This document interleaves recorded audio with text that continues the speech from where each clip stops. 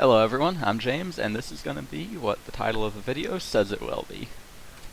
So, some background into the topic, which, if you didn't read the title, is the Amistad case.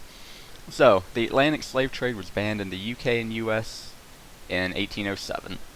The UK did attempt to police this for other countries. They would sail their, at this time, very large navy down there to the kind of where the Middle Passage was and attempt to apprehend slave ships to return their cargo, which was the slaves, back to Africa and apprehend the crew and ship potentially.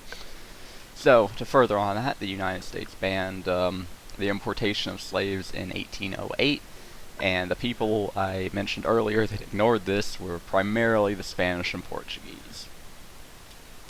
So, a little more on the Amistad here. It was, first of all, not a slave ship. This was just a normal cargo ship. It was fairly small. The little picture of a ship here that I have is not actually the Amistad, but it's fairly similar in size to what the Amistad would have been. So, it not being a slave ship means they didn't have any accommodations that would usually be had for slaves, like you've probably seen in the other ones where they all lay them down on boards and pack a ton of them in there. They didn't have that on this ship. So, half the slaves were put in the cargo hold and the other half were put on deck, and they had relative freedom to move about the ship. They obviously had their chains on, but they could walk around as they pleased for the most part. So, after they set sail from Havana, which I didn't mention yet, but that is where they loaded the slaves and cargo onto the ship at, and they were sailing to another location in Cuba, about 600 kilometers east on the northern Cuban coast. So, during this voyage, the slaves decided that they would rather become free. So they, found a rusty file down in the cargo hold, filed their chains off, and started rummaging through the cargo that was down there. And they eventually came upon a few machetes, and they decided that this was their opportunity to take their freedom. So they stormed up on deck, killed the captain and the ship's chef pretty quickly. Two of the crew members on the ship jumped in a lifeboat, went overboard, and went back to Cuba. And the slaves did leave two people alive, Don José Ruiz and Don Pedro Montez. And these two men were actually the owners of the slaves. So, after the slaves got the ship, they ordered these two surviving men to sail them back to Africa.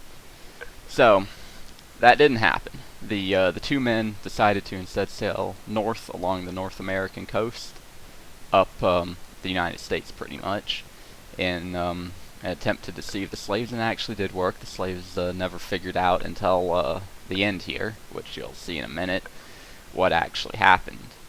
So, I think these two men did this, although I can't find any sources of them actually talking about why they did this, but I presume it's because the ship was intended to have a four-day voyage, and a trip to Africa would have been multiple months. So the ship just didn't have the provisions, food, and other supplies on board to make a voyage that long. They would have likely all starved to death in the middle of the Atlantic Ocean and never made it to Africa anyway had they tried. So presumably these two men knew that, and that's why they decided to try and sail to the United States. So once they got up to the Long Island area, actually off the northern tip of Long Island, the USS Washington, which was an American naval ship, intercepted them. They were actually out there on an attempt to survey the area, to check on the waters, or whatever you do during a survey mission, but they did end up coming upon the Amistad and realized something was wrong, so they came up alongside it, boarded it, figured out kind of a preliminary story, and decided to sail to Connecticut with the ship and its cargo.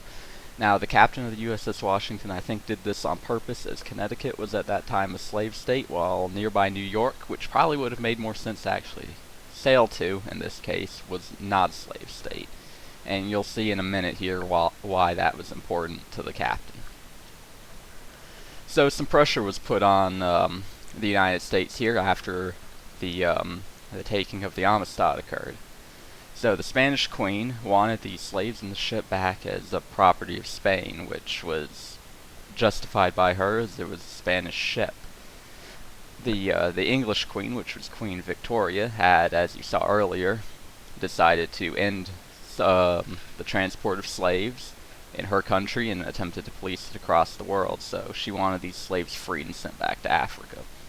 This is, again, most likely an attempt to put pressure on Spain, as they were at this time a faltering empire. And for a more homely and American person, the captain of the USS Washington wanted the slaves and cargo for himself as naval salvage.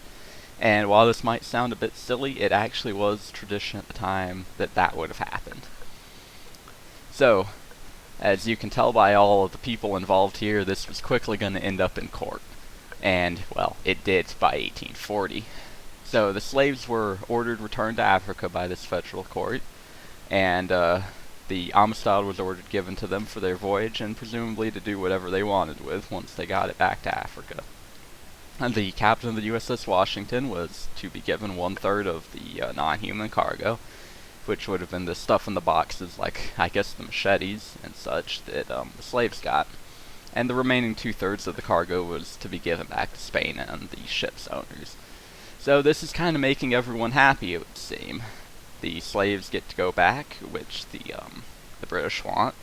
The captain of the Washington gets some of the cargo, and Spain gets the ship, or not the ship, but the rest of the cargo back. So, kind of getting everyone here a little piece of the pie. But as you're about to tell, that was not gonna make everyone as happy as it might seem.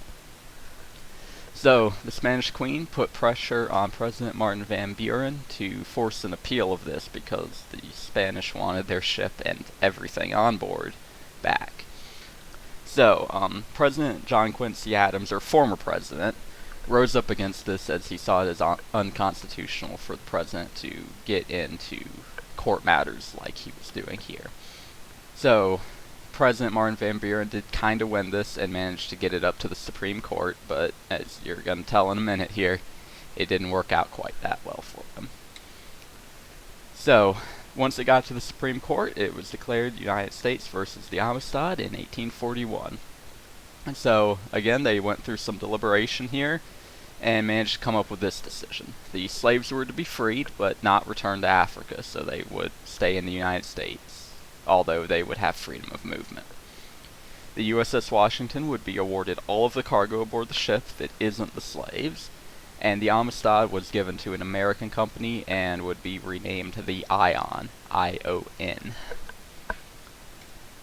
So, the slaves were freed, but not ordered returned to Africa, so the federal court's decision would have had the United States paying for this trip, but since the Supreme Court decision was not that, the abolitionist groups that would have been paying for these slaves to be homed and boarded, which they were during the case, decided that they would help the slaves get back to Africa if they wished to and would pay for the journey. So 39 of the now freed slaves decided to return to Africa on a ship with 2 Christian missionaries, and they would be sailing to Sierra Leone, which is where these slaves were originally captured from by the Portuguese. However, 14 of these freed slaves decided to stay in the United States and would live their lives as free blacks here. So the legacy of this, now that you've seen kind of the whole historical thing, a replica of the Amistad was actually built in the year 2000 to kind of teach people about it, and as you can see in the picture I've got up there, that is actually the replica of the Amistad, so that's what the ship looks like. And this would go down as an early win for the abolitionists and kind of a dig at the South. The South would try and push stuff through Congress to pay the Spanish back for taking the slaves and ship from them. All of these attempts would die in Congress, and none would be made after the Civil War for kind of obvious reasons. But this would be a dividing point between the North and the South, where the South was feeling more alienated and kind of backed into a corner with their whole slave thing. So that's going to be it. Don't forget to like, comment, subscribe, or do whatever you want to do. You obviously don't have to do any of those, but if you do have a topic you would like me to cover, please let me know. I'll do some research into it, and if it seems something that I'm interested in or would be interesting for a video, I'll definitely do it, and have a great day, everyone. See you around.